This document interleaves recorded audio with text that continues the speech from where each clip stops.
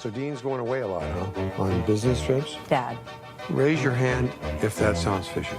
He's not like you. He's a good guy, a great dad. Sure, it's nature. Males are forced to fight, to dominate, and to impregnate all females. Maybe he's just not interested in me anymore. Impossible. A woman's at her most beautiful between the ages of 35 and 39. Great. So I have many months left. Hello, everyone, and welcome back to another Film Optix review brought to you by the Drive-In Podcast Network. I am your host, Christian, and today we are going to be reviewing the Apple TV Plus original film, On the Rocks. And as always, I'm joined by my good friend and my co-host, Devon. How are you doing today, man? Do you like your drinks on the rocks? Is that your go-to? Yeah, a little. Sometimes you get a nice little whiskey sour there, or some Jack and J-Mo. What about you? Gotta have the ice. Yeah, always. I mean, or else they just give you like a half glass anyway, because that's mainly what they put in it. The rest of it's on the rocks. So, nice stuff. But before we begin today's review, you can listen to this podcast on Apple Podcasts, Spotify, Stitcher, Google Play, Red Circle, TuneIn, iHeartRadio, and of course, Amazon Music. And you can follow us on Instagram and Twitter at Film Optix, and that is Optix with an X. So I'm going to read the synopsis here really quick, and I guess we'll just get straight on into it. So a young mother reconnects with her larger-than-life playboy father on an adventure through New York. Director, Sofia Coppola, and she's also a writer, and stars Bill Murray, Rashida Jones, and Marlon Wayans. And of course, this is on Apple TV Plus as of October 23rd. So I think we're just gonna do a quick spoiler review of it. Devin, I just want to get your your initial thoughts on this film. Did you find it very engaging, or are you kind of just meh about it? Well, going into it, I was fairly excited. The trailer looked decent. I enjoy Rashida Jones. Everyone loves Bill Murray. How can you not? I dare you not to like Bill Murray. Well, Devin, I will find you. Joking. We're adding them to the list. We got The Rock, we got Adam Sandler, Bill Murray. No, and then Marlon Wayans. He was a big part of all of our childhoods. He's great. Mm-hmm. Yeah. We got Jenny Slate in there. Oh, we'll talk about that one. But I was watching the movie and I was really just not feeling it. It just did not flow well. There were some issues I had with the journey we went on, and I don't know. It just didn't hit with me. It felt meh. Very meh. It's okay, Ethan. No. Meh. But I would agree to a point. I did rate this on Letterboxd 3 out of 5 stars because I really liked the chemistry between Bill Murray and Rashida Jones. Of course, Bill Murray plays Rashida Jones's father in this movie, and I do have a lot of gripes with it, more gripes than not. I guess this is going off one of the bat. Like I thought it was engaging, it wasn't interesting concepts, but I don't like the way that they went about it, especially towards the ends, where it was kind of just like, oh, like they just decided to, yeah. Well, that and the decision at the end, which we'll get into. Right. That's all, folks. But the main issue I had, I guess, and of course, this is a spoiler review. We're just going to be talking about it. We're not going to get into the weeds too much because honestly, there isn't that much to get into the weeds for this movie. But we're not going to go too deep over the diving board. But kind of just like maybe dive around in the kiddie pool there. But I'm just going to say it right off the bat. I wasn't feeling the relationship, as husband and wife between Rashida Jones and Marlon Wayans. They did Marlon so dirty in this movie. They really did. Like, he's such a star. Like he's he's a comedy guy, and we all know this. We all love him for his comedy acts, and the rest of the Wayans brothers as well. But yeah, I definitely agree with you there, Devin. It's Yeah, very he was just so oblivious the entire movie. And then at the end he wins, I guess. But yeah, it's like she's like, it all starts out, of course, um her husband's coming back. Marlon's coming back from this large business trip. He's trying to get he's working for a company trying to, get this world renowned, this recognition within, whatever business it was. I can't even remember what it was. I don't even think they mentioned it. They might have, and I just kind of skipped over it. But he comes home super late at night, starts magging on his wife. They're doing the lovey-dovey stuff, and out of nowhere he kind of like, it's like he knows who he's talking, like, knows who it is, and he kind of just like stops, and like that is kind of like a really weird thing. And then I guess that kind of spirals in to, is my husband cheating on me? She finds she's worried about Fifi. Wait, who was Fifi again? Fiona. Oh yeah, the other, whatever. yeah, the assistant. So she finds Fifi's toiletry bag in his suitcase as he came back from his long trip, and then I think that's like really where it really sparks, because apparently they say like her husband's crazy about her, but they don't really show it. It's literally like two strangers. They don't show Marlon Wayans' character do anything. They don't. He doesn't get to do a single thing in this movie. There's no backstory. He's literally just like, oh, like I'm just the husband who, like, and this is an A24 film as well, but he's just like, oh, like I'm the husband. I'm just the husband. Like I don't really have any, like commitments, or there wasn't much of a backstory. We just know that he traveled a lot and he was trying to make his company successful. And like, that's literally it. I was like, okay, I mean, I guess that works. But for me, what didn't really work, throughout the entire movie, like they gave every single sign that this dude was cheating on her. Like, or just like more, not like blatant, like red flag signs, but sketchy signs. You know what I mean? Yeah. Like when she was trying away. Yeah, like, okay, so I was talking to Ricky and Jacob about this. They don't believe me, because I was like, he was definitely hovering over his wife, because he's kind of looking over like, oh, like, did you get the pic? Did you get the pic? Kind of like, yeah, he was watching what she was looking at, and then that's my definition of hovering. Like quickly, you're got watching up and left. Right, like your husband and wife, like you shouldn't have these trust issues, whatever. But like, it just made it seem that way. But like, it's kind of like, the writing. It's like, oh, you're like, he's definitely cheating. I expected there to be some kind of twist, or even if there wasn't a twist, just I wish it was executed better. Because like towards the end, it's just like, she gets like part of her birthday gift from her husband, and then towards the end, like he mentions, oh, your other part's coming in later, but it's kind of, it's not ready yet. And then she gets the other part, and then it's like, oh, I'm not cheating on you. Like, obviously, she flies to Mexico. She thinks that he's hanging out with Fifi. All the signs are there, by the way. And it's like at the last minute, there's like, yeah, we'll just make it that, he's not cheating on her. Yeah, that's and then it was just all in her head. The biggest issue to me in the movie is from the beginning to the end, really, if you think about it, nothing changed. The characters, like, nothing is different. They didn't go through any type of journey or anything. They didn't change themselves or each other. Everything is the exact same as it was at the beginning. Yeah, except for it just kind of showed. The only thing I guess would change is that Rashida Jones' character, she felt like they're kind of like in a rut, or she felt like she was more in a rut. So I wasn't sure if there's more of an insecurity thing with her and her writing. But then they don't show her get back into the writing, do they? Yeah, they really don't. And then I guess you could say she like rekindles her relationship with her dad, but it seemed like it was fine because they were talking to each other on the phone. Like that's something. It's not like they weren't talking to each other. Yeah. Yeah. So Bill Murray definitely killed it here. Like, absolutely. Of course.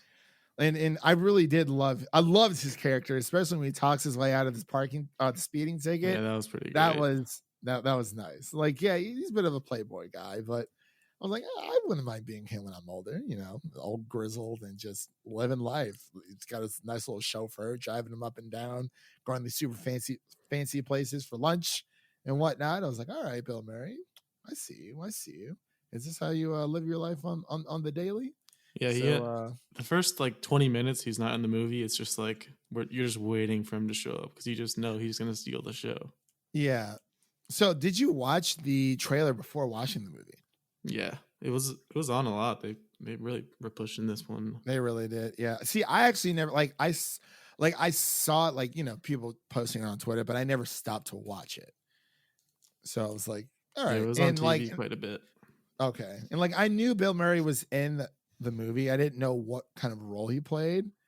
I was just like, oh yeah, Bill Murray is in this movie. I was like, I knew he was there at some point, but yeah, it was very well, you pretty much hit it right on the nose, man. Nothing changed at all besides the fact that she never really calls him out. She kind of just goes to Mexico. Very reserved. And it's like, I'm having such a bad time in Mexico. Am I supposed to feel bad for you? You're vacationing you're in Mexico, bro. All right, with your super stinking filthy rich father. It's like, oh no, there's nothing to do here. You're in Mexico. Go do something cool. So yeah, of course, she never calls him out about it, and then he finds out. Obviously, she went to Mexico, and then she calls out. He's not cheating. Yeah, and he just said, "Oh, I've been really busy with work, babe." What? That's it. That's his only excuse. I'm like, and then it ends. Yeah, I'm like, bro, you were acting like super sketch. You really were. And then it just, like you said, it just ends. And then we got to talk about the Jenny Slate character, because what was that? That was I did enjoy her her screen time. Complaining every time. I get it, that type of person exists in real life, but she had so many scenes. Just going back to her. For Rashida Jones's character, for a person that they clearly showed that was always on the move, always on the run, with her kids, she wasn't really that busy because she spent a lot of time trying to figure out if her husband was cheating on her or not. Yeah, a lot of following. But I guess this kind of move trips. Yeah, excuse me. I guess this is more of a, I can't call it a dry rub movie where it's just this is just a movie about this everyday life. There isn't. Obviously, there's not a lot of excitement going on. And, I wasn't really expecting that. Not every movie is a big dramatic, action film. And, not every movie has to be like Iron Man or Endgame or something like that. Yeah, but this movie, I mean, what was it? It wasn't funny enough to be a real comedy, and it wasn't dramatic enough to be a real dramedy. Yeah, because that's what they listed it as. It's listed as a dramedy, but it's really not enough of either of those two. They have listed as an adventure too. What? They're Mexico. I mean, I guess they are going on an adventure to find out if her husband's cheating. Pretty weak description there. Yeah, I mean, so on IMDb, it's right now sitting at a 6.6 out of 10. Rotten Tomatoes is 86. Metacritic is 73. Out of those three, I probably would agree. I would probably align more on the Metacritic side. I don't think it was too bad, but definitely around that 73%. That's pretty much where I land for sure. I mean, the cinematography was great. Any Apple film that you watch, it's going to have that Dolby Vision, that Dolby Atmos, 4K. The HDR 4K. So it's any Apple film that you watch, even I have to give Apple props to their screeners. And also, thank you. I forgot to say this earlier, because thank you for Apple for letting us review this film, because I did get it a few weeks earlier. But it's if you're watching an Apple film, it is going to look so nice and crisp. And I really like how with their screeners, it looks as if you're watching it on the actual service. Because with what I've noticed with Hulu, where you're watching their stuff, they have all the watermarks. There's watermark time marks that will pop up every once in a while through Apple screening. but like it will just eventually go away. I've noticed for Hulu's, like the resolution is definitely a lot lower because I watched one episode of Hellstrom through Hulu and then one on the screener side, and there was definitely a dip in quality for sure. But I mean it is what it is. Like I don't really care, but kudos to Apple for, I mean, the film looks beautiful for sure. Like it looks spot on. Like any Apple film, any Apple TV show you watch, you're gonna get some really, like, the quality is going to be there. Yeah, it felt like you were in New York City. Yeah, it really did. It really did. But did you have any movie trivia for this one at all? You able to dig anything up or?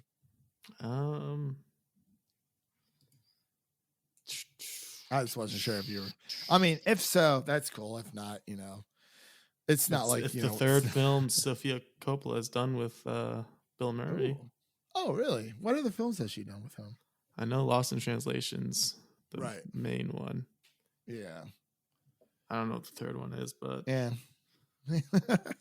That's all right. But like, I guess really quick about the casting, like, did you think the casting was spot on? They just weren't like Bill Murray and Rashida Jones had pretty great chemistry throughout. I feel like some of the dialogue was pretty clunky at times. And I also think he was singing too much. Like I understand a charming singing scene like one time, but they did it like 3 times. And I was like, okay. He was just a happy-go-lucky dad. But of course, he had his own demons. And Rashida Jones' character, she really let him have it. Like she was just like, you're like one of them. Yeah, they had that falling out, and then nothing happened.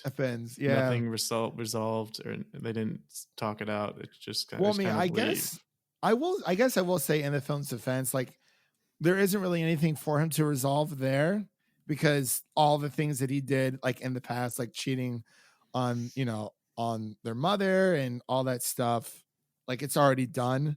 So like there isn't, like, I guess he can't say like I'll do better, but I do agree with you at the same time. But I was just trying to think. I was like, well, in the film's defense, all that stuff that's all done off screen, but you do get a little bit of a scene with their mom for like a hot second, but that doesn't really go anywhere. Yeah, that really was not much backstory because I don't even know who the mom was or which one was the mom. Yeah, because it looked like, I'm like, is that her sister or like her aunt? What's going on? I really don't know. But yeah, man. I mean, this film, would you recommend this to anyone who's just looking for something to watch on a Friday, Saturday night, don't feel like going out, trying to stay socially distant? I mean, if you really like Bill Murray, it would be watchable for sure. Ooh. Like if he's like your favorite actor. Is he your favorite actor? Because he does carry the movie.